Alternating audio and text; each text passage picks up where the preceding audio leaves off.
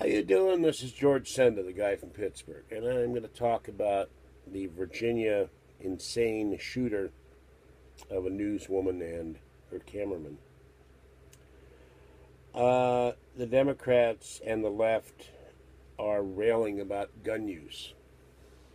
This guy legally got a gun. And he said on his site that he was furious about the North Carolina murders by another nutcase. A racist nutcase, a white racist nutcase who killed 9 blacks.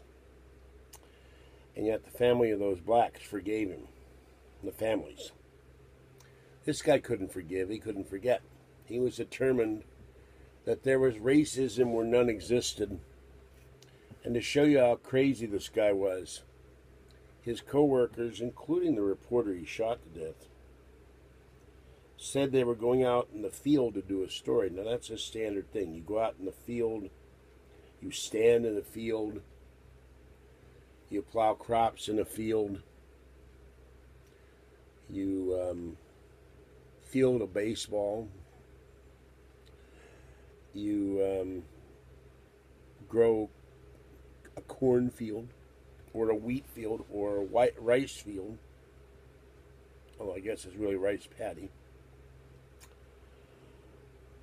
Or you field a question.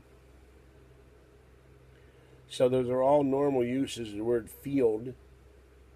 But this thought it was a racist comment, and he would say, "What? You talking about cotton fields?" And he'd go off on him. This guy saw racism where it didn't exist. They investigated his charges at his last station in Roanoke and found them baseless. But in his deranged mind, the reporter he killed and the cameraman were racist. When a news director brought in a watermelon for everybody to eat, he thought it was a racist thing to do, and referring to him and the other blacks who worked the station. And the news director said, "Not racist, I'm bringing in a watermelon for everybody to eat. It's cold, it's something nice to eat." I think he brought another food, but this guy sees a watermelon and goes nuts. God knows what he would have done if they had brought in Kentucky Fried Chicken and a watermelon. He would have probably gone ballistic and started attacking the guy. Because that's the stereotype. Blacks eat nothing but fried chicken and watermelon. Maybe okra or grits or greens or black-eyed peas or fried foods in general. I'm certain there's blacks out there that don't eat watermelon, that don't like it, don't like fried chicken. They like ribs or steak or roast beef or fish. But to this guy, everything had a racist connotation. He sued his station in Tallahassee for racism, and they settled. And he had trouble at other stations. The station in Atlanta he worked at, he had no trouble with. But something set this guy off. Something made him snap. Something was already, the gears in his mind were already going. He was going to get back the racist MFs who got him fired when he wouldn't take responsibility for himself. There's a picture I have in my computer. Let's see if I can find it. Or it's on my iPad. And it's a very ironic picture. And it says, bear with me for a minute, I'm scrolling through this is one of my projects, take all the pictures off my iPad and put them on my portable hard drive. And there are columns and columns of various pictures I'm keeping for various reasons.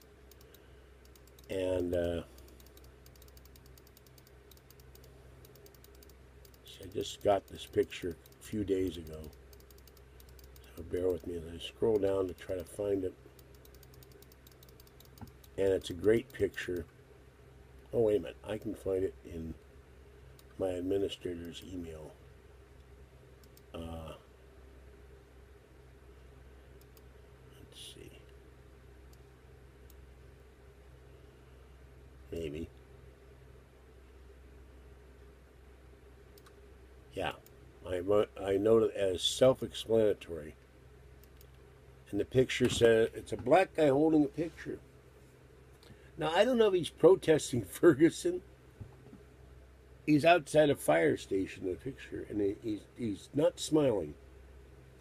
And it says, the handmade sign, no in red letters, and then in black letters, mothers should have to fear in red letters with black letters underneath for her son's life every time he robs a store.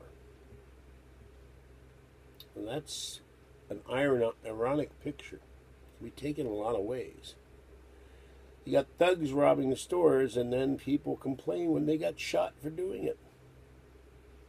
Or they fight the police and get shot. Or they beat up somebody and get shot. Taking responsibility for your own actions. And don't start on me that I didn't take responsibility for mine on my personal things. My girlfriend will be making a video on talking about that soon. But Donald Trump has said it's not a gun problem. It's a mental health problem. We have millions of people out there that don't take their medication. They don't go to anger management courses when their job requires them to do it. They don't see they've done anything wrong when they've alienated everybody at their workplace or at home or both or at school. And then they can't understand why nobody wants anything to do with them. Nobody wants to deal with them. Nobody wants them around. Nobody wants to work with them or be with them or be pals with them. They attribute it to sexism, homophobia, which this guy also attributed everything else to when he wasn't saying it was about racism. Bigotry, racism, don't like the way your clothes are, don't like the way you look. Anything's an excuse. And the guy could not bring himself to think it would have destroyed his paradigm of how he thought about himself. That it wasn't the other people that were a problem in his life, it was him. He was being a jerk, and that's not the word I want to use. I want to use the 7-letter word beginning with A. And everybody would try to work with him. There was a story about Girl Scouts and how he made a mistake saying he had the Girl Scouts. And some female staffers put a Girl Scout symbol on his computer and were having fun with him. And instead of going along with the joke, he went ballistic and went nuts and started screaming and yelling at them. This is why the guy was fired. I have never confirmed he was fired 7 times, but you get to be a drag, they get rid of you. And people were in fear of their lives even when he was fired. They went and locked themselves in their offices. They had to escort him out with the police. And he said, I'm not leaving this. You get the police to throw me out. We need a system in this country that when you apply for a gun, it can check your medical records or your history or something. It says this guy has a mental illness problem, or this guy has been fired for anger at work, or this guy has a history of anger, or a criminal history of anger or assault or battery or violence, workplace, home, domestic violence. And if you have that history, you don't get to buy a gun because you'd be considered under most standards mentally ill. Yet there's no way to check on this. We always find these guys after the fact, after they've murdered 1, 2, 3, 4, 5, 9, 20, 30, 40, 50 people. And then the people come out, oh, he was such a nice guy at one point, and then something in him changed. We've heard that over and over again. Something in it changed, something snapped. And yet the beat goes on. The crazies are able to get guns and semi-automatic weapons and kill innocent people. Had nothing to do with their issue, nothing to do with their obsession. Nothing to do with other people who get killed, other than maybe report it, or the color of their skin, their religious background, their sexual preferences, their height, their weight, their color of their eyes, color of their hair, the fact they wear glasses or not, their age, or whatever other reason. Yet the obsessed choose for killing somebody. It's not guns the problem, it's people that's the problem. And it's the way to check these people out. And I'm not saying Big Brother should go into all the medical records of every American, but there's got to be something done by people like this. And there also should be a way that if someone's ordered by their company or the court to go to anger management courses. Now, I've been to an anger management course when I had a traffic ticket involving a car accident where another car hit my car, and it was a pathetic joke. You went in there, you paid $60, you sat in there for an hour, and they give you a certificate saying you've gone to anger management courses.